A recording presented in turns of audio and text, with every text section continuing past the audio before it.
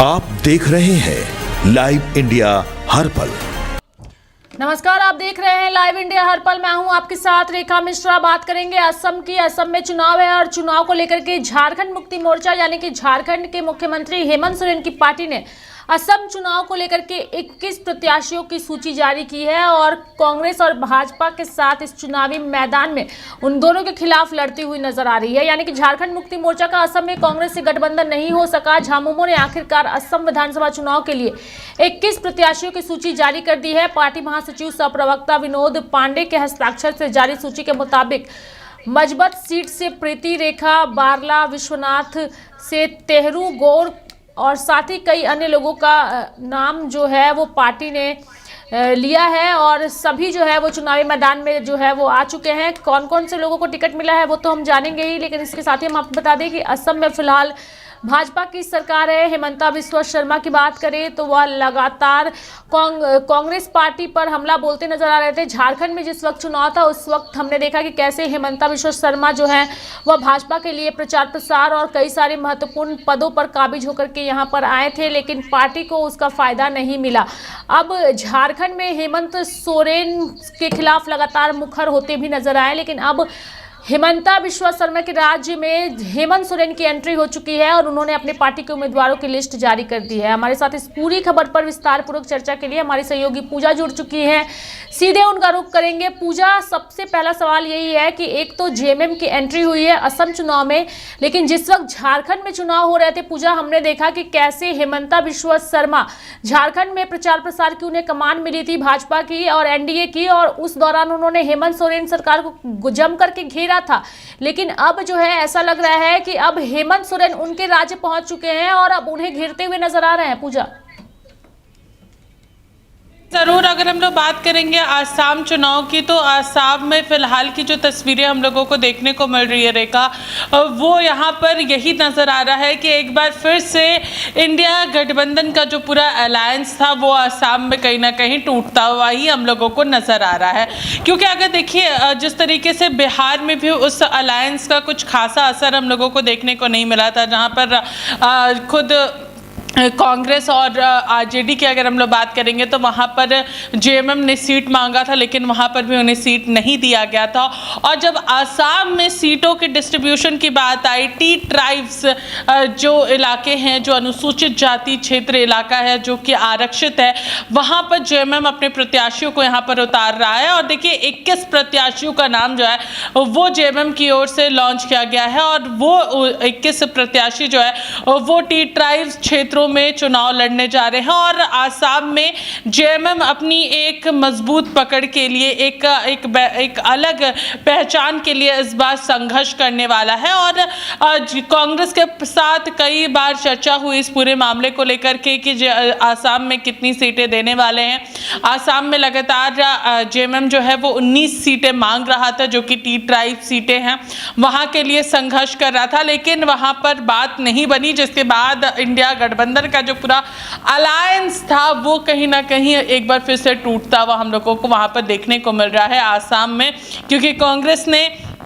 अपने जो प्रत्याशियों के नाम है 5वीं सूची अब तक जारी कर दी है और सभी जगहों पर अलायंस जो है वो वहां पर टूटता हुआ नजर आया। और आसाम में अब जेएमएम जो है वो कांग्रेस और बीजेपी के आमने सामने में चुनाव लड़ने वाली है उन सभी जगहों पर। और जिस तरीके से जेएमएम ने साफ तौर पर कहा था कि आसाम में अगर ये अलायंस मजबूती के साथ दिखाना है, कुछ बदलाव चाहते हैं आसाम में, तो उन सीटों पर कांग्रेस प्रत्याशी ना उतारे जहां पर झारखंड मुक्ति मोर्चा जो है वो अपने प्रत्याशियों को उतारने वाला है। लेकिन देखिए हर जगह पर कांग्रेस अपने प्रत्याशी उतार रहे हैं और खासतौर पर अगर हम लोग टी ट्राइब सीटों की बात कर ले, जो आरक्षित अनुसूचित आरक्षित सीटें हैं, वहां पर कांग्रेस और बीजेपी के साथ वहां पर जेएमएम वहां पर चुनावी मैदान में है और वहां पर हम लोग को एक संघर्ष जो है वो देखने को मिलने वाला है। और ये इंडिया गठबंधन हर बार कहीं ना कहीं उस सीट शेयरिंग में ही फंस जाता है और वही तस्वीरें जो है वो एक बार फिर से आसाम में देखने को मिल रही है। देखिए, अगर जेएमएम और कांग्रेस दोनों आसाम में एक साथ मिलकर चुनाव लड़ते तो शायद कुछ तस्वीरें अलग वहां पर हम लोगों को देखने को मिलती, लेकिन जहां तक अगर हम लोग बात करेंगे आसाम में अब बीजेपी जो है वो वहां पर क्लीन स्वीप की ओर बढ़ रही है, क्योंकि बिहार की अगर हम लोग बात करेंगे देखिए तो बिहार में भी कुछ ऐसी ही तस्वीरें देखने को मिली थी और वहां पर उसका पूरा फायदा जो है वो यहाँ पर हम लोगों को बीजेपी और जेडीयू के हाथ में देखने को मिला, एलजेपी के हाथ में देखने को मिला। पूरा फायदा जो है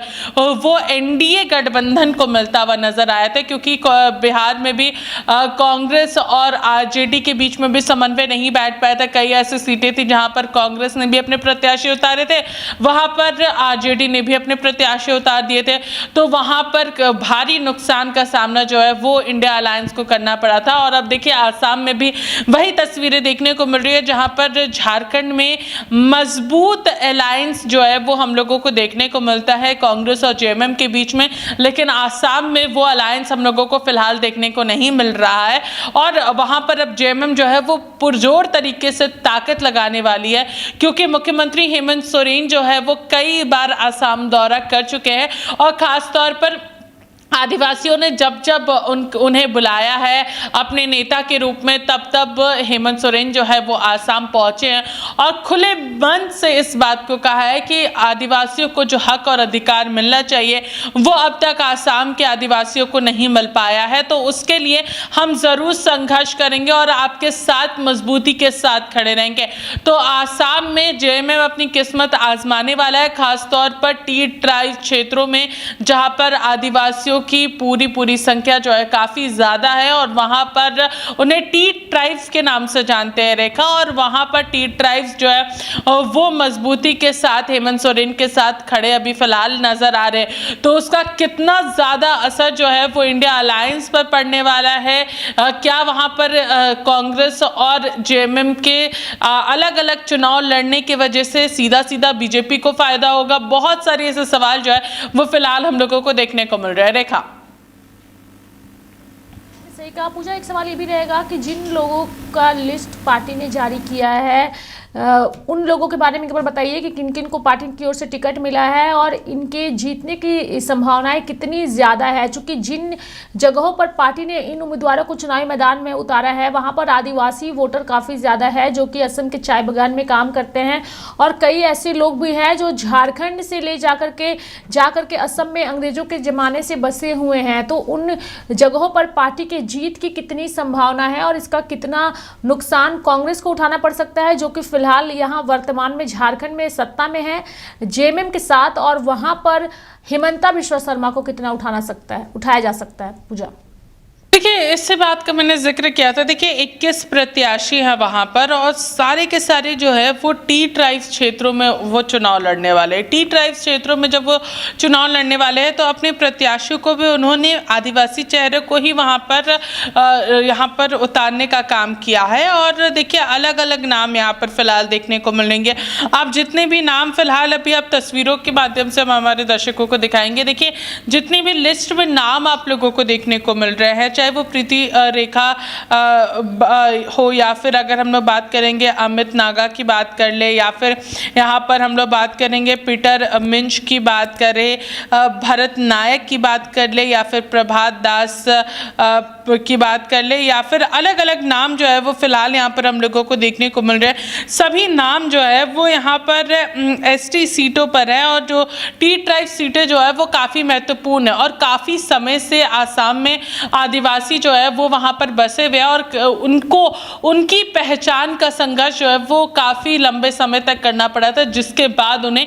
टी ट्राइब्स के नाम से जाना जाता है। हिमंता बिश्वा शर्मा ने पिछले दिनों कई ऐसी घोषणाएं जो है वो टी ट्राइब्स के आदिवासियों के लिए की है, जो कि उनके बेनिफिट के लिए है, जो कि उनको अलग एक आरक्षण जो है वो वहां पर दिया जा रहा है। तो उसका कितना असर पड़ता है इस चुनाव में वो भी काफ़ी ज़्यादा महत्वपूर्ण है। आदिवासियों को वो किस तरीके से लेकर के चलते हैं वो भी काफ़ी ज़्यादा महत्वपूर्ण है, क्योंकि चुनाव के आगाज से पहले से ही वो टी ट्राइब्स की जो जनता है, जितने भी आदिवासी आदिवासी हैं उन लोगों को मजबूत करने के लिए कई सारी पहल जो है वो लगातार वो करते हुए नजर आए थे। जब झारखंड में चुनाव हो रहे थे और जब वो आदिवासियों का जिक्र कर रहे थे तो उनसे आसाम को लेकर के भी कई सारे सवाल पूछे गए थे रेखा, और उस दौरान उन्होंने कहा था कि हमारी कैबिनेट जो है वो आदिवासियों को उनकी पहचान दिलाने के लिए लगातार काम कर रही है। कई योजनाओं से उन्हें जोड़ा जा रहा है ताकि वो पिछड़े हुए ना रहे, वो आगे की ओर फॉरवर्ड की बढ़ते रहे, और चाहे वो शिक्षा के क्षेत्र में हो, स्वास्थ्य के क्षेत्र में हो, या फिर अगर हम लोग बात करेंगे खेलकूद के क्षेत्र में हो, या फिर जॉब के क्षेत्र में हो, रोजगार के क्षेत्र में हो, हर चीज से टी ट्राइब्स को जोड़ने का प्रयास जो है वो हेमंता सरकार कर रही है। तो उसका कितना असर पड़ता है ये भी बहुत ज्यादा इंपॉर्टेंट है। हेमंत सोरेन चूंकि अब अगर हम लोग बात करेंगे तो देश की राजनीति में आदिवासी चेहरे के रूप में वो काफी ज्यादा आगे आ चुके हैं और उन्हें आदिवासी चेहरे के रूप में जाना जाता है, और सभी लोग जो है जितने भी आदिवासी हैं वो हेमंत सोरेन को एक अलग निगाह से देखते हैं जो आदिवासियों के हक और अधिकार की बात करता है। तो आदिवासियों के बीच में हेमंत सोरेन को लेकर के एक अलग क्रेज फिलहाल देखने को मिल रहा है, और वही क्रेज जो है वो आसाम में भी देखने को मिल रहा है। क्या हेमंत सोरेन की वो लोकप्रियता जो आदिवासियों के बीच में है वो अपनी वोट में कन्वर्ट कर पाते हैं या नहीं, ये सबसे ज्यादा इंपॉर्टेंट होगा, क्योंकि उनकी सभा जितनी भी अब तक उन्होंने आसाम में की है उसमें काफी ज्यादा आदिवासियों का इन्वॉल्वमेंट देखने को मिल रहा है, क्योंकि वो अपनी भाषा के साथ उनके साथ कनेक्ट कर पाते हैं। तो कहीं ना कहीं उसका कितना असर पड़ता है, वो पूरी भीड़ जो है वो कितना वोट में कन्वर्ट होती है, वो सबसे ज्यादा महत्वपूर्ण है। रेखा, बिल्कुल सही बात है कि जो भीड़ पहुंच रही है उनके कार्यक्रमों में देखने के लिए, सुनने के लिए, वह वोट में तब्दील होती है कि नहीं ये आने वाला वक्त तय करेगा। लेकिन फिलहाल असम चुनाव की सरगर्मी साफ तौर पर नजर आ रही है। धन्यवाद पूजा हमारे साथ जुड़ने के लिए और तमाम जानकारियां देने के लिए। तो असम विधानसभा चुनाव में जेएमएम की एंट्री जो है वो हो चुकी है और अब सभी को इंतजार है कि जिस वोट बैंक के आधार पर हेमंत सोरेन की पार्टी की वहां एंट्री हुई है, क्या वो वोट बैंक उनका साथ देती है या नहीं। मेरे साथ फिलहाल अभी के लिए इस खबर में इतना ही। आप देखते रहिए लाइव इंडिया हर पल। नमस्कार।